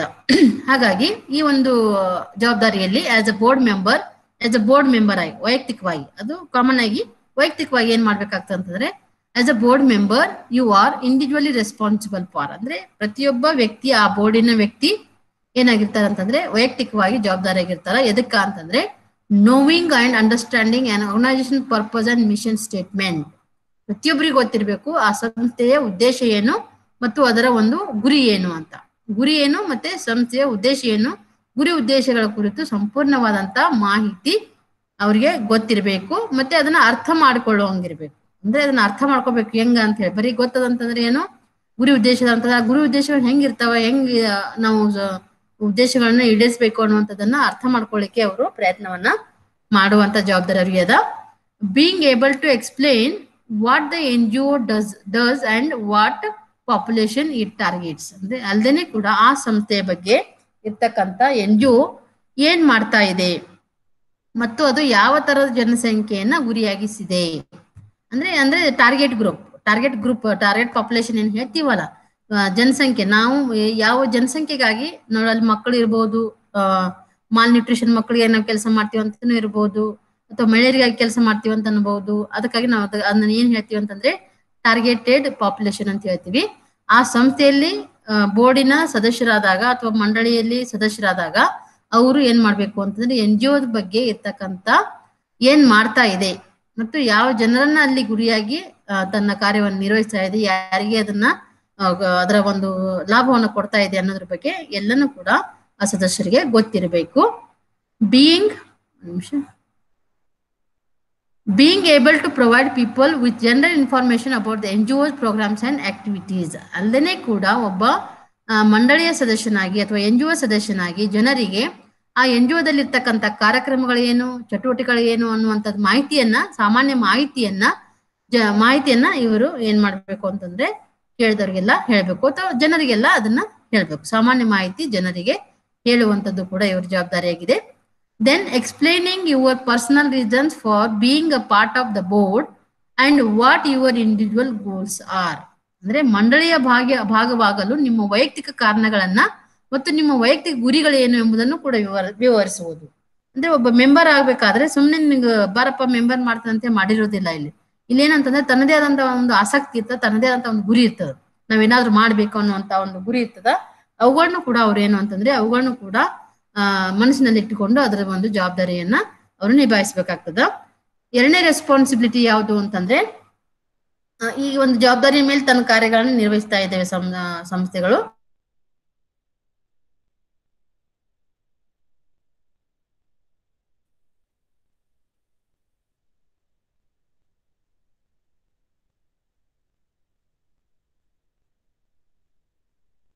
ಬೋರ್ಡ್ ಮೆಂಬರ್ ಕೆಳಗಿರ್ತಕ್ಕಂಥ CEO ಅಂತ ಏನಿರ್ತಾರಲ್ಲ, CEO ಜೊತೆಗೆ ಕಾರ್ಯ ಮಾಡುವುದು. ಎಂತ ಕಾರ್ಯ ಅಂತಂದ್ರೆ ಅದು ನೇಮಕ ಇರಬಹುದು ಅಥವಾ ಕೆಲಸ ಮಾಡ್ತಕ್ಕಂಥ ಕಾರ್ಯಗಳಿರ್ಬಹುದು. ಎಲ್ಲನೂ ಕೂಡ ಆ ಎಕ್ಸಿಕ್ಯೂಟಿವ್ ಆಫೀಸರ್ ಜೊತೆಗೆ ಸೇರಿಕೊಂಡು ಈ ಮಂಡಳಿಯವರು ಏನ್ ಮಾಡ್ಬೇಕು ಅಂತಂದ್ರೆ ತಮ್ಮ ಕಾರ್ಯವನ್ನ ಅಥವಾ ಜವಾಬ್ದಾರಿಯನ್ನ ನಿಭಾಯಿಸಬೇಕು ಅಂತ ಹೇಳಬಹುದು.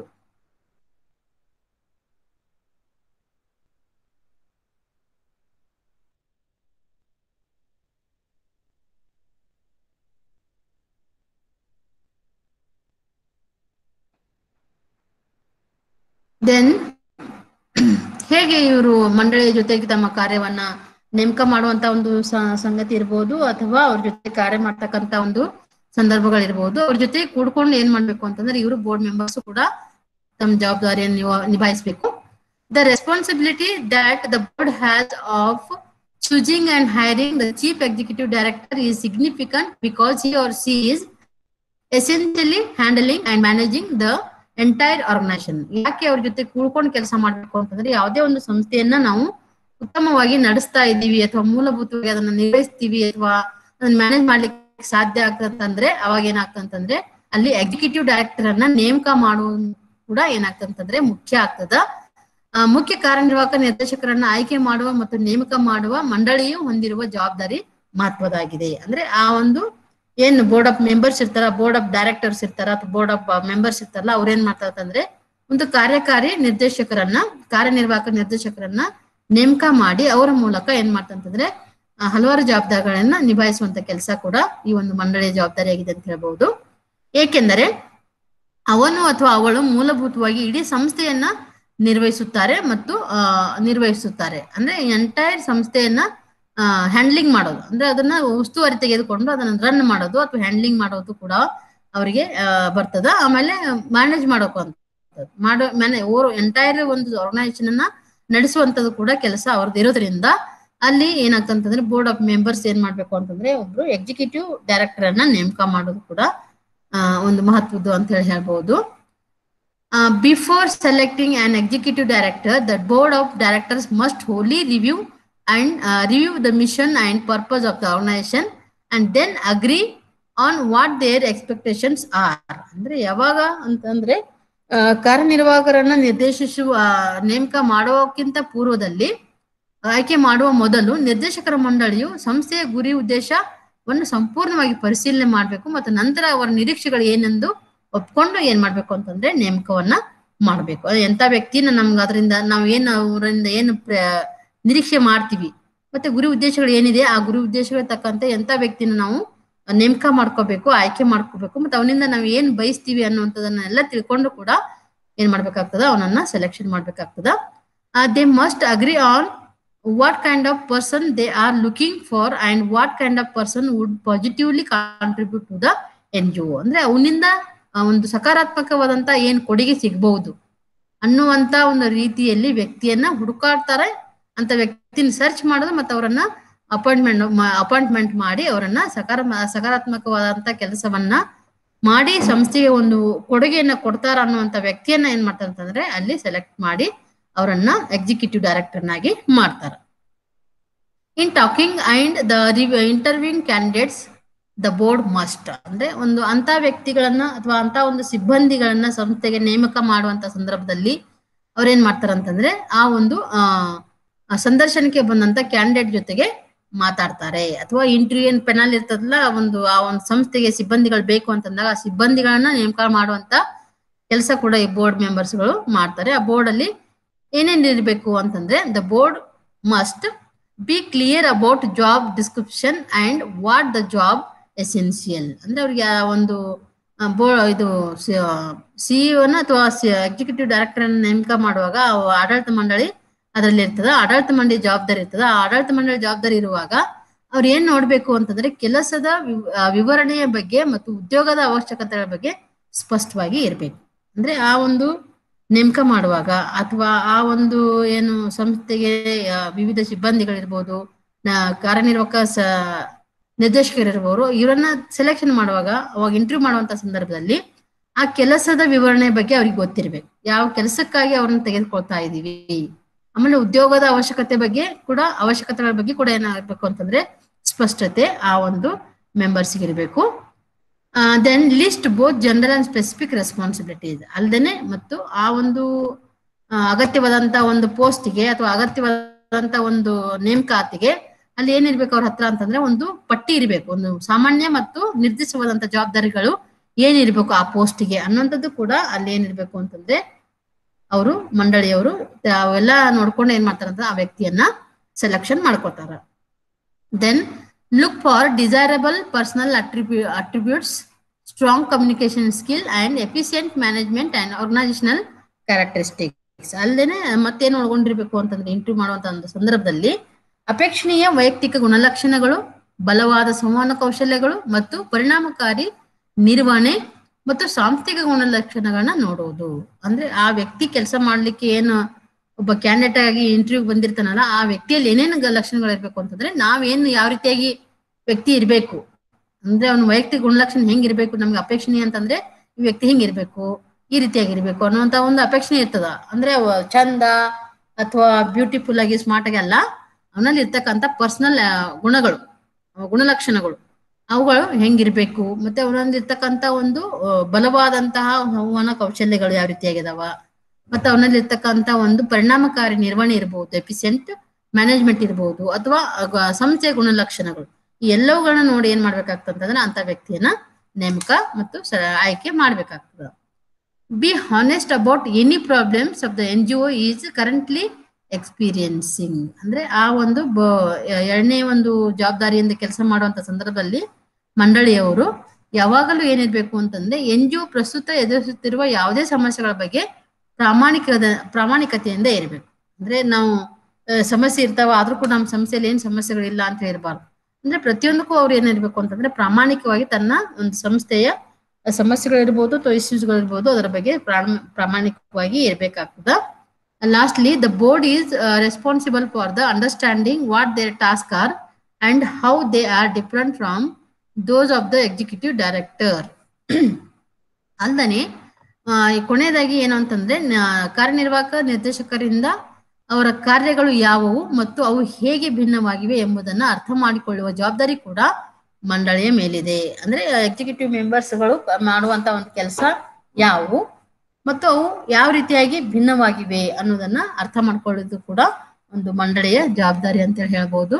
For example, they must be aware of the fact that their primary responsibility is governance of the NGO. ಅಂದ್ರೆ ಸಾಮಾನ್ಯವಾಗಿ ಉದಾಹರಣೆ ಹೇಳ್ಬೇಕಾಗ್ತದೆ ಅಂತಂದ್ರೆ, ಉದಾಹರಣೆಗೆ ಹೇಳೋದಾದ್ರೆ ಮುಖ್ಯವಾದ ಜವಾಬ್ದಾರಿನ ಅದು. ಯಾಕೆ ಅಂತಂದ್ರೆ ಅಲ್ಲಿ ಯಾವ ರೀತಿಯಾಗಿ ಅಲ್ಲಿ ಕೆಲಸ ಮಾಡ್ಲಿಕ್ಕೆ ಇರುವಂತ ಒಂದು ಏನು ಜನ ಅಥವಾ ಸ್ಟಾಫ್ ಇದೆ ಅವುಗಳನ್ನ ಅಥವಾ ಅದ್ರ ಒಂದು ಯಾವ ರೀತಿ ಕಾರ್ಯನಿರ್ವಾಹಕ ಅಧಿಕಾರಿಗಳು ಯಾವ ರೀತಿ ಕಾರ್ಯನಿರ್ವಹಿಸ್ತಾರೆ ಅನ್ನೋದು ಮೂಲಭೂತವಾದಂತ ಒಂದು ಜವಾಬ್ದಾರಿ ಅವ್ರದ್ದು. ಆ ಒಂದು NGO ನಡೆಸುವಂತ ಸಂದರ್ಭದಲ್ಲಿ ಏನ್ ಆಡಳಿತ ಮಂಡಳಿ ಅಂತ ಏನ್ ಕರೆಸ್ಕೊಳ್ತಾರ ಅವ್ರ ಮೂಲಭೂತವಾದಂತ ಅಥವಾ ಪ್ರಾಥಮಿಕವಾದಂತ ಒಂದು ಜವಾಬ್ದಾರಿ. ಅದ್ರ ಬಗ್ಗೆ ಅವರು ಜಾಗರೂಕತೆ ಇರಲೇಬೇಕು, ಅವ್ರಿಗೆ ಮಾಹಿತಿ ಇರಲೇಬೇಕು. While the chief executive is responsible for management and hiring all other staff. ಅಂದ್ರೆ ಅಂತ ಅದೇ ಒಂದು ಸಂದರ್ಭದಲ್ಲಿ ಏನ್ ಹೇಳ್ಬೇಕು ಅಂತಂದ್ರೆ ಚೀಫ್ ಎಕ್ಸಿಕ್ಯೂಟಿವ್ ಮುಖ್ಯ ಕಾರ್ಯನಿರ್ವಾಹಕ ಅಧಿಕಾರಿಗಳು ಕೂಡ ಏನಿರ್ತಾರ ಅಂತಂದ್ರೆ ಅವರು ಕೂಡ ಅದಕ್ಕೆ ಜವಾಬ್ದಾರಿ ಇರ್ತಾರ. ಎದಕ್ಕ ಅಂತಂದ್ರೆ ಯಾವ ರೀತಿಯಾಗಿ ಸಿಬ್ಬಂದಿಗಳನ್ನ ಅಂದ್ರೆ ಈ CEO ನೇಮಕ ಮಾಡೋದು ಅದರ ಮೇಲಿನ ಒಂದು ಕಮಿಟಿ ಇದು ಬೋರ್ಡ್ ಆದ್ರೆ ಈ ಒಂದು ಕೆಳಗಿನ ಸಿಬ್ಬಂದಿಗಳನ್ನ ಯಾರು ಇದು ಜವಾಬ್ದಾರಿ ಅಂತಂದ್ರೆ ಚೀಫ್ ಎಕ್ಸಿಕ್ಯೂಟಿವ್ ಅಂದ್ರೆ ಮುಖ್ಯ ಕಾರ್ಯನಿರ್ವಾಹಕ ಅಧಿಕಾರಿಗಳು ಯಾರು ಇರ್ತಾರಲ್ಲ ಅವ್ರ ಜವಾಬ್ದಾರಿ ಅವರನ್ನ ಮ್ಯಾನೇಜ್ ಮಾಡೋದು, ಅವ್ರ ನೇಮಕ ಮಾಡೋದು, ಅವರನ್ನ ನಿರ್ವಹಣೆ ಮಾಡ್ತಕ್ಕಂಥ ಜವಾಬ್ದಾರಿ ಕೂಡ ಅವ್ರ ಮೇಲಿದೆ ಅಂತ ಹೇಳ್ಬೋದು. However, just as the chief executive is expected to support the board. ಅಂದ್ರೆ ಈ ಚೀಫ್ ಎಕ್ಸಿಕ್ಯೂಟಿವ್ ಏನಿರ್ತಾನಲ್ಲ, ಮುಖ್ಯ ಕಾರ್ಯನಿರ್ವಾಹಕ ಅಧಿಕಾರಿಗಳು ಏನಿರ್ತಾರಲ್ಲ ಅವರು ಆ ಒಂದು ಮಂಡಳಿಗೆ ಏನಾಗ್ತದೆ ಅಂತಂದ್ರೆ ಬೆಂಬಲವಾಗಿ ಕಾರ್ಯನಿರ್ವಹಿಸುವಲ್ಲಿ ಬೆಂಬಲವಾಗಿ ಅವರಿಗೆ ಒಂದು ಸಹಾಯವನ್ನ ಮಾಡ್ತಾರ ಅಂತ ಹೇಳ್ಬೋದು.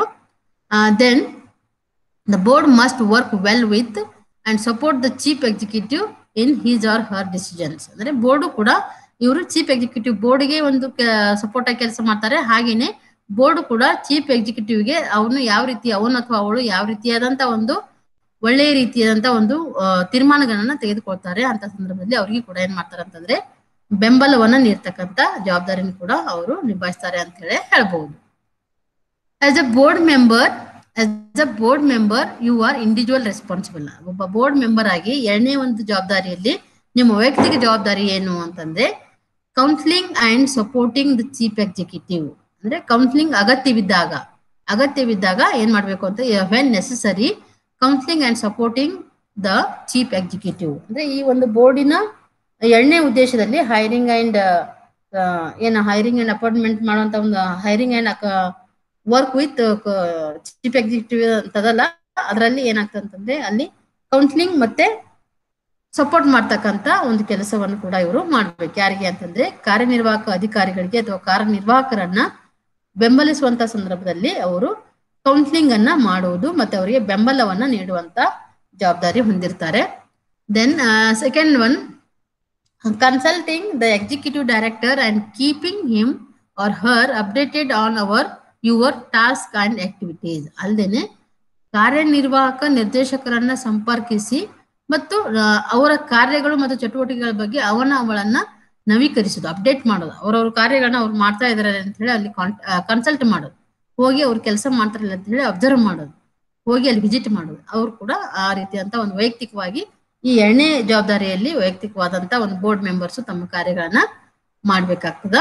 Then working collectively with board to appropriately evaluate the work of the executive director. ಅಲ್ದೇನೆ ಏನ್ ಮಾಡ್ಬೇಕಾಗ್ತಂತ ಕಾರ್ಯನಿರ್ವಾಹಕ ನಿರ್ದೇಶಕರ ಕೆಲಸವನ್ನ ಸೂಕ್ತವಾಗಿ ಮೌಲ್ಯಮಾಪನ ಮಾಡಲು ಮಂಡಳಿಯೊಂದಿಗೆ ಒಟ್ಟಾಗಿ ಕೆಲಸ ಮಾಡೋದು. ಅಂದ್ರೆ ಬೋರ್ಡ್ ಮೆಂಬರ್ಸ್ ಏನು ಗವರ್ನಿಂಗ್ ಬೋರ್ಡ್ ಅಂತ ಹೇಳಿ ನಾವು 7 ಜನ ಇರ್ತಾರಲ್ಲ, 7 ಜನರು ಸೇರಿ ಪ್ರತಿಯೊಬ್ರು ಇಲ್ಲಿ ಒಬ್ಬೊಬ್ಬರಾಗಿ ಏನ್ ಇರ್ತೀವಲ್ಲ ಇರ್ತಾರಲ್ಲ ಬೋರ್ಡ್ ಮೆಂಬರ್ಸ್, ಅವ್ರೆಲ್ಲರೂ ಸೇರಿ ಏನ್ ಮಾಡ್ಬೇಕಾಗ್ತದ ಅಂತಂದ್ರೆ ಆ ಒಂದು ಎಕ್ಸಿಕ್ಯೂಟಿವ್ ಕಾರ್ಯನಿರ್ವಾಹಕ ಅಧಿಕಾರಿಗಳು ಏನ್ ಕೆಲಸ ಮಾಡ್ತಿರ್ತಾರೆ ಅಥವಾ ಕಾರ್ಯನಿರ್ವಾಹಕ ಅಧಿಕಾರಿಗಳು ಏನ್ ಕೆಲಸ ಮಾಡ್ತಿರ್ತಾರಲ್ಲ ಆ ಕೆಲಸವನ್ನ ಸೂಕ್ತವಾಗಿ ಮೌಲ್ಯಮಾಪನ ಮಾಡ್ಲಿಕ್ಕೆ ಮಂಡಳಿಯ ಎಲ್ಲರೂ ಕೂಡ ಒಟ್ಟುಗೂಡುವಂತ ಒಂದು ಜವಾಬ್ದಾರಿ ಕೂಡ ಅವ್ರ ಮೇಲಿದೆ ಅಂತ ಹೇಳ್ಬಹುದು. Next, advising the chief executives about the advantages of partnerships if you are knowledgeable about and part of another organisation. ಅಂದ್ರೆ ಮತ್ತೆ ಇನ್ನೊಂದು ಜವಾಬ್ದಾರಿ, ವೈಯಕ್ತಿಕವಾದಂತ ಜವಾಬ್ದಾರಿ ಏನು ಅಂತಂದ್ರೆ ಅಲ್ಲಿ ಕೆಲಸ ಮಾಡ್ತಕ್ಕಂತ ಎಕ್ಸಿಕ್ಯೂಟಿವ್ ಚೀಫ್ ಎಕ್ಸಿಕ್ಯೂಟಿವ್ ಅವ್ರು ಏನಾದ್ರೂ ಮತ್ತೊಂದು ಸಂಸ್ಥೆಯ ಬಗ್ಗೆ ಅವ್ರಿಗೆ ನಾಲೆಜ್ ಇದ್ರೆ ಅಥವಾ ಮಾಹಿತಿ ಇದ್ರೆ ಅಂತ ಸಂದರ್ಭದಲ್ಲಿ ನೀವು ಮತ್ತೊಂದು ಸಂಸ್ಥೆಯ ಬಗ್ಗೆ ಅಥವಾ ಭಾಗವಾಗಿದ್ದರೆ ಪಾಲುದಾರಿಕೆಯ ಅನುಕೂಲಗಳ ಬಗ್ಗೆ ಮುಖ್ಯ ಕಾರ್ಯನಿರ್ವಾಹಕರಿಗೆ ಸಲಹೆಯನ್ನ ನೀಡುವುದು. ಅಂದ್ರೆ ತಮ್ಮ ಸಂಸ್ಥೆಯಲ್ಲಿ ಕೆಲಸ ಮಾಡ್ತಕ್ಕಂತ ಮುಖ್ಯ ಕಾರ್ಯನಿರ್ವಾಹಕ ಅಧಿಕಾರಿಗೆ ಆ ಒಂದು ಬೋರ್ಡ್ ಮಂಡಳಿಯ ಬೇರೆ ಕಡೆ ಏನಾದ್ರೂ ಅವರು ಅದರ ಒಂದು ಸದಸ್ಯತ್ವ ಇದ್ರೆ ಆ ಎರಡು ಸಂಸ್ಥೆಯ ಪಾಲುದಾರಿಕೆ ಪಾರ್ಟ್ನರ್ಶಿಪ್ ಅಂತ ಹೇಳ್ತೀವಿ. ನಂದೊಂದು ಸಂಸ್ಥೆ ನಿಮ್ದೊಂದು ಸಂಸ್ಥೆ, ಅಲ್ಲಿ ಯಾವ ರೀತಿಯಾಗಿ ನಾವು ಕೂಡಿ ಕೆಲಸ ಮಾಡಿದ್ರೆ ಹೆಂಗ್ ಆಗ್ತದೆ ಅನ್ನೋದಂತ ಒಂದು ಏನಾದ್ರು ಸಲಹೆಗಳನ್ನ ಇದ್ರೆ ಅಥವಾ ಏನಾದ್ರು ಕಾರ್ಯಕ್ರಮಗಳನ್ನು ಕೊಲಾಬ್ರೇಷನ್ ಅಲ್ಲಿ ಮಾಡೋದಾದ್ರೆ ಅಂತ ಒಂದು ಸಲಹೆಗಳನ್ನು ಕೂಡ ಕಾರ್ಯನಿರ್ವಾಹಕ ಅಧಿಕಾರಿಗೆ ಏನು ಪಾಲುದಾರಿಕೆಯ ಅನುಕೂಲಗಳ ಬಗ್ಗೆ ತಿಳಿಸಿ ಹೇಳುವಂತ ಒಂದು ಜವಾಬ್ದಾರಿ ಕೂಡ ಬೋರ್ಡ್ ಮೆಂಬರ್ಸ್ಗೆ ಇದೆ ಅಂತ ಹೇಳಿ ಹೇಳ್ಬಹುದು. ನೆಕ್ಸ್ಟ್ ಮೂರನೇ ಒಂದು ಜವಾಬ್ದಾರಿ, ಮುಖ್ಯವಾದಂತ ಮೂರನೇ ಜವಾಬ್ದಾರಿ ಬೋರ್ಡಿನ ಏನು ಅಂತಂದ್ರೆ ಫೈನಾನ್ಸಿಯಲ್ ಓವರ್ಸೈಟ್, ಹಣಕಾಸಿನ ಮೇಲ್ವಿಚಾರಣೆ. The board is unanimously responsible for the careful and prudent use of money within the organization. ಅಂದ್ರೆ ಸಂಸ್ಥೆಯ ಒಳಗಿನ ಹಣವನ್ನ ಎಚ್ಚರಿಕೆಯಿಂದ ಮತ್ತು ವಿವೇಕದಿಂದ ಬಳಸಿಕೊಳ್ಳುವುದಕ್ಕೆ ಮಂಡಳಿಯು ಸರ್ವಾನುಮತದಿಂದ ಜವಾಬ್ದಾರಿಯಾಗಿರ್ತದೆ. ಅಂದ್ರೆ ಅಲ್ಲಿರ್ತಕ್ಕಂಥ ಹಣ ಆ ಮಂಡಳಿಯಲ್ಲಿ ಇರ್ತಕ್ಕಂಥ 7 ಜನರ ಅಥವಾ 9 ಜನ ಅಂದ್ರೆ ಟೋಟಲ್ ಆಗಿ ಬೋರ್ಡ್ ಮೆಂಬರ್ಸ್ಗಳು ಕೂಡ ಅವ್ರದ್ದು ಜವಾಬ್ದಾರಿ ಏನು ಅಂತಂದ್ರೆ ಯಾವುದೇ ರೀತಿಯಾಗಿ ಸಂಸ್ಥೆಯೊಳಗೆ ಇರ್ತಕ್ಕಂಥ ಹಣವನ್ನ ಎಚ್ಚರಿಕೆಯಿಂದ ಮತ್ತು ವಿವೇಕದಿಂದ ಹೇಗೆ ಬಳಸ್ತಾರೆ ಅಥವಾ ಬಳಸುವುದಕ್ಕೆ ಮಂಡಳಿ ಏನ್ ಮಾಡ್ತಂತ ಮಂಡಳಿ ಸರ್ವಾನುಮತದಿಂದ ಜವಾಬ್ದಾರಿ ಆಗಿರುತ್ತೆ. ಎಲ್ಲರಿಗೂ ಕೂಡ ಜವಾಬ್ದಾರಿ ಇರುತ್ತೆ. ಬರೀ ನೀನೇ ಫೈನಾನ್ಸ್ ಕಮಿಟಿ ಆಗಿದೆ ನೀನೇ ಜವಾಬ್ದಾರಿ ಅಂತ ಇಲ್ಲ.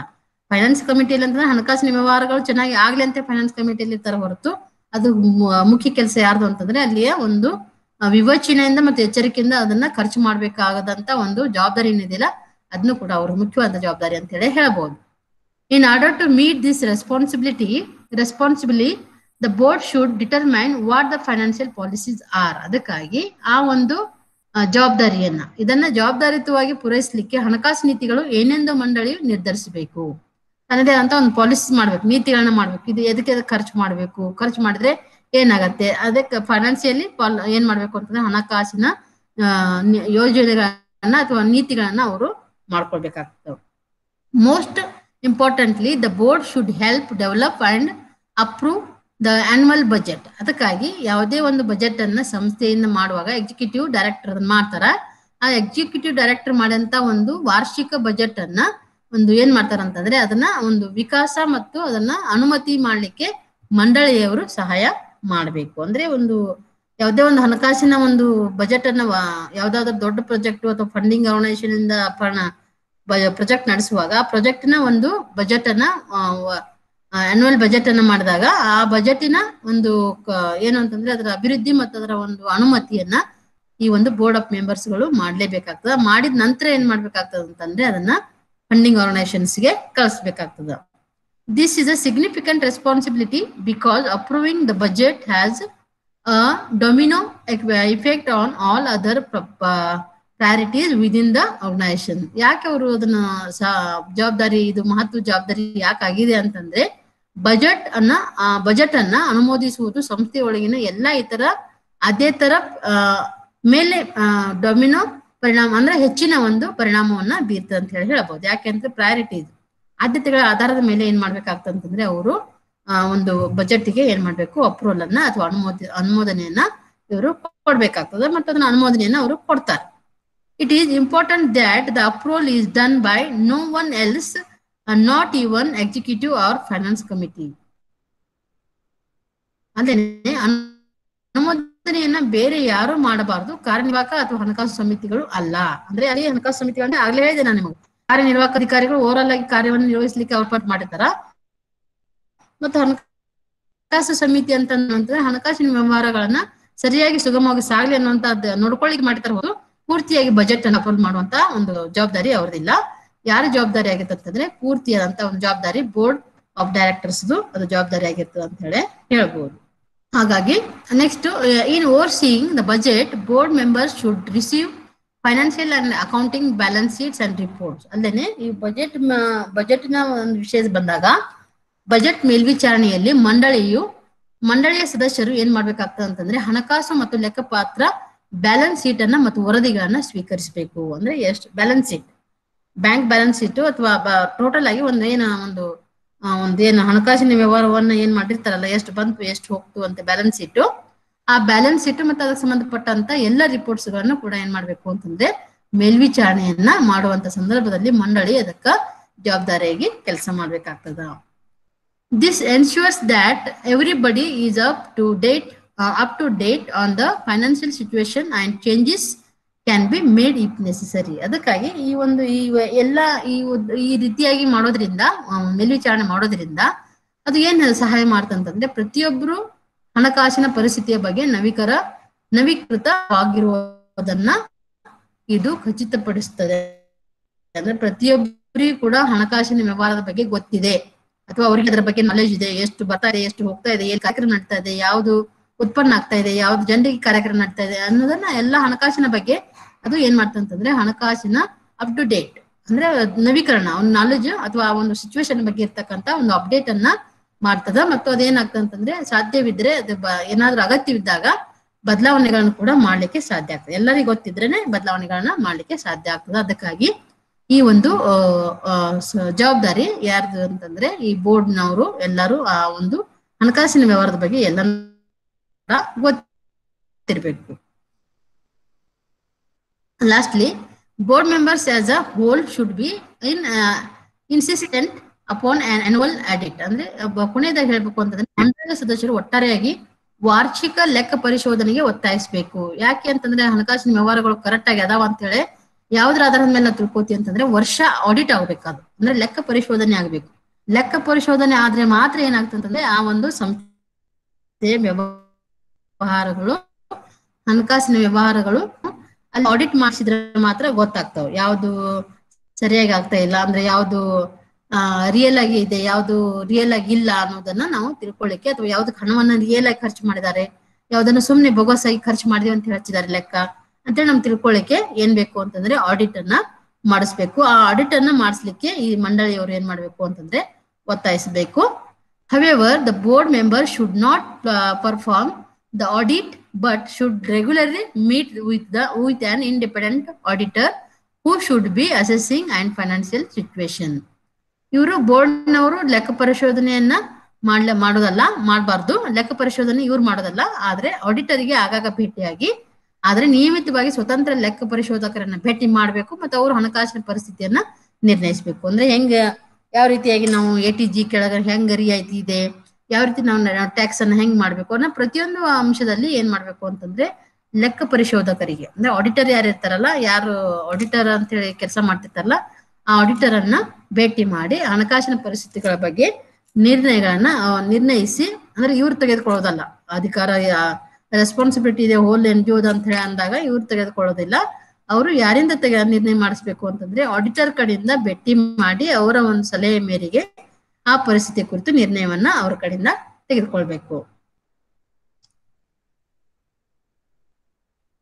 Next, ensuring that NGO has enough human financial resources to serve the mission and purpose. ಅಲ್ಲದೆ NGO ತನ್ನ ಧ್ಯೇಯ ಮತ್ತು ಉದ್ದೇಶವನ್ನು ಪೂರೈಸಲು ಸಾಕಷ್ಟು ಮಾನವ ಮತ್ತು ಆರ್ಥಿಕ ಮೂಲಗಳನ್ನ ಹೊಂದಿದೆ ಎಂದು ಖಚಿತಪಡಿಸುವುದು. ಯಾಕೆ ಅಂತಂದ್ರೆ ಯಾವುದೇ ಒಂದು ಗುರಿ ಉದ್ದೇಶವನ್ನ ಸಾಧಿಸಬೇಕಾದ್ರೆ ಅಲ್ಲಿ ಏನ್ ಬೇಕಾಗ್ತದೆ ಅಂತಂದ್ರೆ ಅಲ್ಲಿ ಸಾಕಷ್ಟು ಮಾನವ ಮತ್ತು ಆರ್ಥಿಕ ಸಂಪನ್ಮೂಲ ಬೇಕಾಗ್ತವೆ. ಹಣ ಮತ್ತು ಅಲ್ಲಿ ಕೆಲಸ ಮಾಡ್ತಕ್ಕಂಥ ಸಿಬ್ಬಂದಿಗಳು ಬೇಕಾಗ್ತಾರ. ಅವುಗಳನ್ನು ಕೂಡ ನಾವು ಸರಿಯಾಗಿ ಕೊಡ್ತಾ ಇದ್ದೀವಿ, ಸರಿಯಾಗಿ ಇದೆ ನಮ್ಮ ಹತ್ರ, ಅದರಿಂದ ಮಾಡಬಹುದು ಅನ್ನುವಂಥದ್ದನ್ನ ಖಚಿತಪಡಿಸಿಕೊಳ್ಳುವುದು ಕೂಡ ಈ ಒಂದು ಸಮಿತಿಯ ಜವಾಬ್ದಾರಿ ಅಂತ ಹೇಳಿ ಹೇಳ್ಬಹುದು.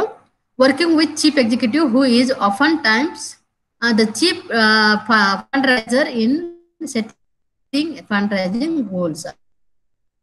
ಅಲ್ಲೇನೆ ಈ ಒಂದು ಹಣಕಾಸಿನ ವಿಷಯ ಬಂದಾಗ ಹಣ ಸಂಗ್ರಹಿಸುವ ಗುರಿಯನ್ನ ನಿಗದಿಪಡಿಸುವಲ್ಲಿ ನಿಧಿ ಸಂಗ್ರಹಕಾರನೊಂದಿಗೆ ಮುಖ್ಯ ಕಾರ್ಯನಿರ್ವಾಹಕರು ಏನ್ ಮಾಡ್ಬೇಕು ಅಂತಂದ್ರೆ ಮುಖ್ಯ ಕಾರ್ಯನಿರ್ವಾಹಕರೊಂದಿಗೆ ಮತ್ತು ನಿಧಿ ಸಂಗ್ರಹಣಕಾರರೊಂದಿಗೆ ಕೂಡಿ ಕೆಲಸವನ್ನ ಮಾಡ್ಬೇಕು. ಅಂದ್ರೆ ಯಾರು ನಿಧಿ ಸಂಗ್ರಹವನ್ನ ನೋಡಿ, ಬೋರ್ಡ್ ಮೆಂಬರ್ಸ್ ಗಳಲ್ಲಿ ನಿಧಿ ಸಂಗ್ರಹಣೆ ಮಾಡ್ತಕ್ಕಂತ ಕೆಲವೊಬ್ರಿಗೆ ಎಕ್ಸ್ಪರ್ಟೈಸ್ ಇರಬಹುದು, ಅಥವಾ ನಿಧಿ ಸಂಗ್ರಹಣೆ ಮಾಡ್ಲಿಕ್ಕೆ ಒಂದು ಸಮಿತಿ ಮಾಡಿರಬಹುದು. ಆ ನಿಧಿ ಸಂಗ್ರಹಣೆ ಮಾಡ್ತಕ್ಕಂಥ ಸಮಿತಿ ಮತ್ತು ಇನ್ನೊಂದು ಕಾರ್ಯನಿರ್ವಾಹಕ ಅಧಿಕಾರಿಗಳು, ಅವ್ರ ಮುಖ್ಯ ಕಾರ್ಯನಿರ್ವಾಹಕ ಅಧಿಕಾರಿಗಳು ಒಂದಿಗೆ ಏನ್ ಮಾಡ್ಬೇಕು ಅಂತಂದ್ರೆ ಒಂದು ನಿಧಿ ಸಂಗ್ರಹಣೆ ಮಾಡ್ತಕ್ಕಂಥ ಗುರಿಯನ್ನ ಯಾವ ರೀತಿಯಾಗಿ ನಾವು ನಿರ್ದಿಷ್ಟಪಡಿಸಬೇಕು ಅನ್ನುವಂತ ಸಂದರ್ಭ ಬಂದಾಗ ಅವ್ರ ಜೊತೆಗೆ ಇವರು ಏನ್ ಮಾಡ್ಬೇಕು, ತಮ್ಮ ಜವಾಬ್ದಾರಿಯಿಂದ ಕೆಲಸವನ್ನ ಮಾಡ್ಬೇಕು. formulating a fundraising strategy and approving a case statement that explains why the NGO needs money and what it will be used for. ನೋಡಿ, ಯಾವುದೇ ಒಂದು ಹಣ ಸಂಗ್ರಹಣೆ ಅಥವಾ ನಿಧಿ ಸಂಗ್ರಹಣೆ ಮಾಡ್ತಕ್ಕಂಥ ಒಂದು ಸಂದರ್ಭ ಬಂದಾಗ ನಿಧಿ ಸಂಗ್ರಹಿಸುವ ಕಾರ್ಯತಂತ್ರವನ್ನ ರೂಪಿಸುವುದು. ಬರೇ ನಾವು ಮಾಡ್ತಾ ಇದೀವಿ ದುಡ್ಡು ಕೊಡ್ರಿ ಅಂತಂದ್ರೆ ಯಾರು ಕೊಡೋದಿಲ್ಲ.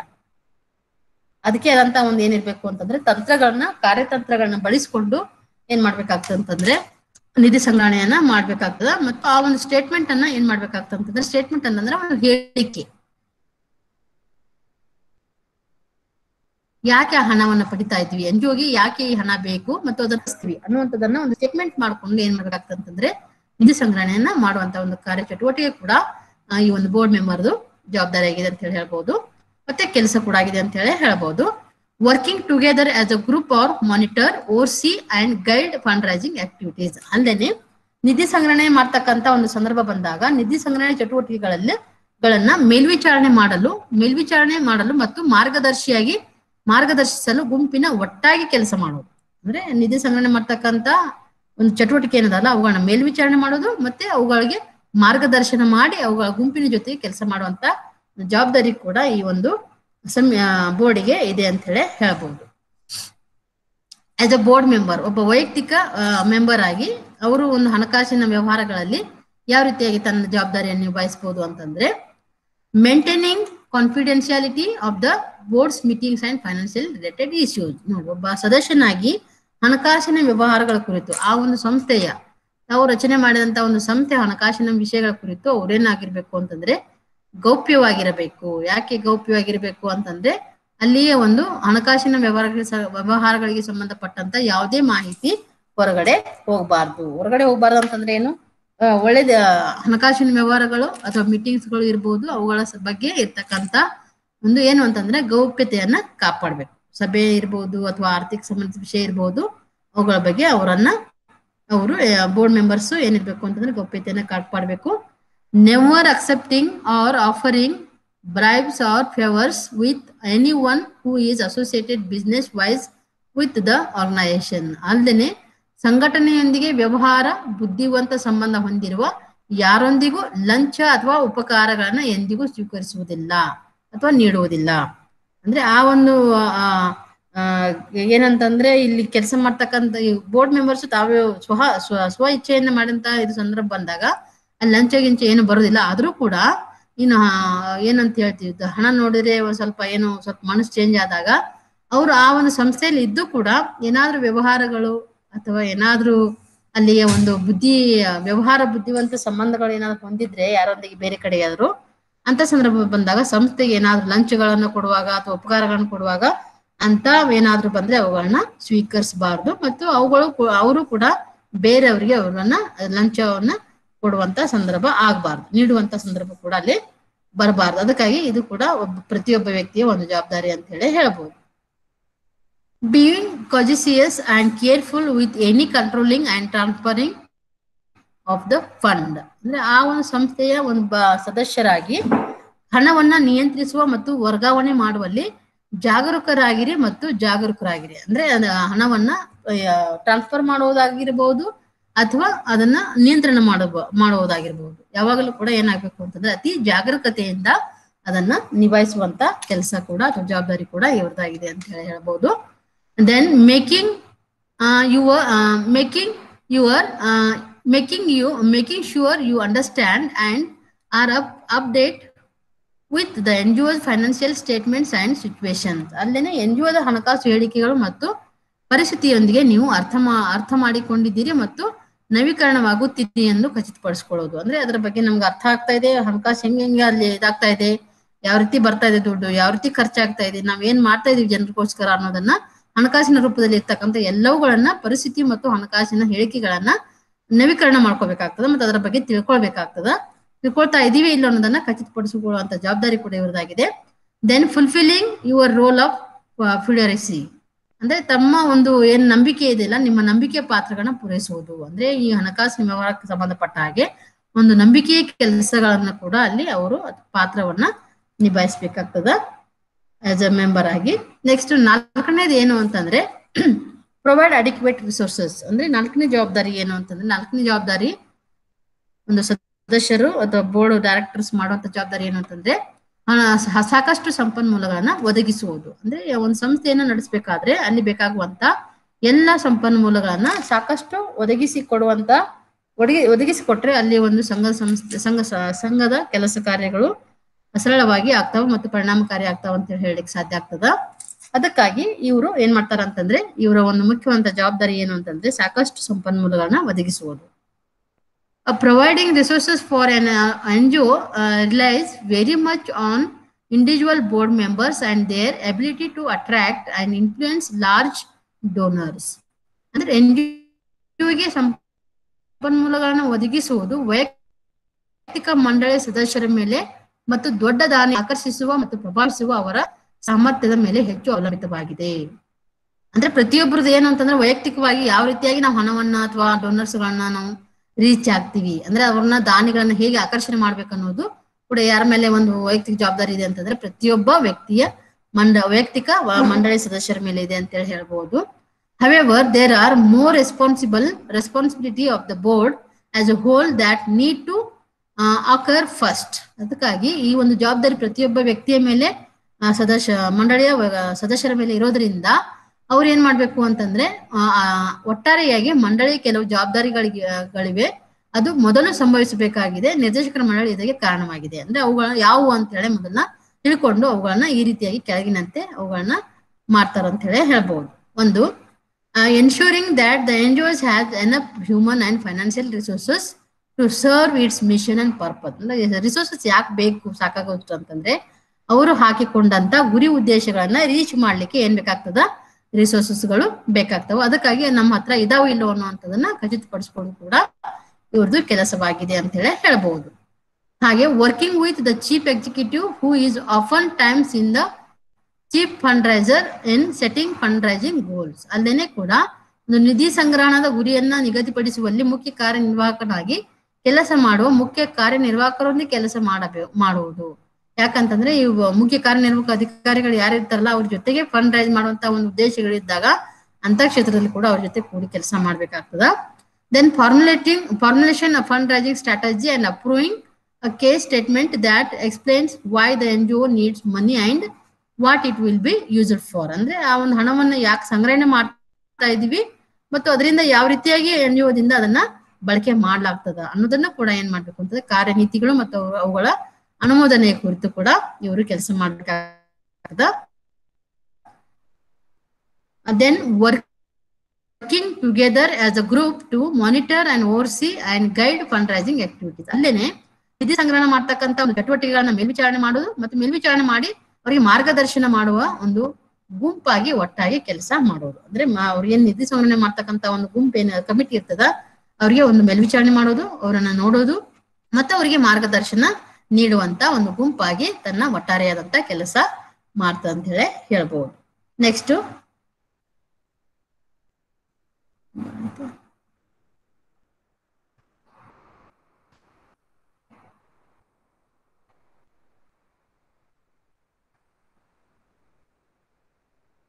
ಈಗ ಟೈಮ್ ಆಗ್ಯದ. ಈಗ ನೆಕ್ಸ್ಟ್ ಕ್ಲಾಸ್ ಅಲ್ಲಿ ನಾವು ಅದನ್ನ ನೋಡೋಣ ಅಂತ